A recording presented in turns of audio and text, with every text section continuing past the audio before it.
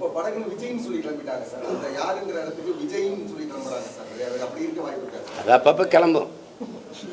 அதெல்லாம் நீங்கள் பொருட்படுத்து. இங்கே வந்துங்க ஒருத்தர் வரும்போது நீங்கள் ஒரு நேர்காணலுக்கு வர்றீங்க, ஒரு தேர்வுக்கு வர்றீங்க. வரும்போது அது இன்டர்வியூன்னு சொல்கிறோம்ல, வர்றீங்க. வரும்போது இன்னார் மகன் நான் இன்னார் சொல்லி அனுப்பியிருக்கிறாரு அப்படின்னா உங்களுக்கு ஒரு முன்னாடி உட்கார வச்சு நேரம் கொடுப்பாங்க, கேட்கலாம். அவ்வளோதான். என்ன பதில் சொல்கிறீங்க, என்ன கருத்தை தூக்கிறீங்க, அதை வச்சு தான் அவங்க வெற்றி இருக்குது.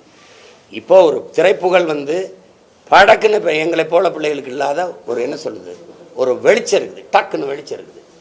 தொலைக்காட்சியில் எங்களை காட்டுறதை விட அவங்கள காட்டுறது அதிகம். உங்களுக்கு தரவரிசையில் அவரை பற்றி செய்தியை போட்டால் பார்வையாளர்கள் நீங்கள் நினைக்கிறீங்க, அது தவறில்லை.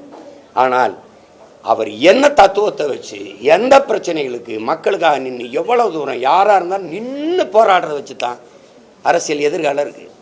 அப்படி தான் எங்கள் ஐயா விஜயகாந்த் வரும்போது இல்லாத எழுச்சியா, அம்மையார் பிரேமலதா சொல்ற 25 லட்சம் பேர் கூடினாங்கல்ல சொல்கிறாங்களோ.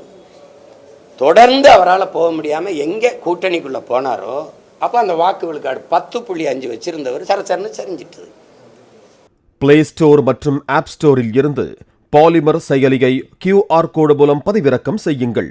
செய்திகளை உடனுக்குடன் பெறுங்கள்.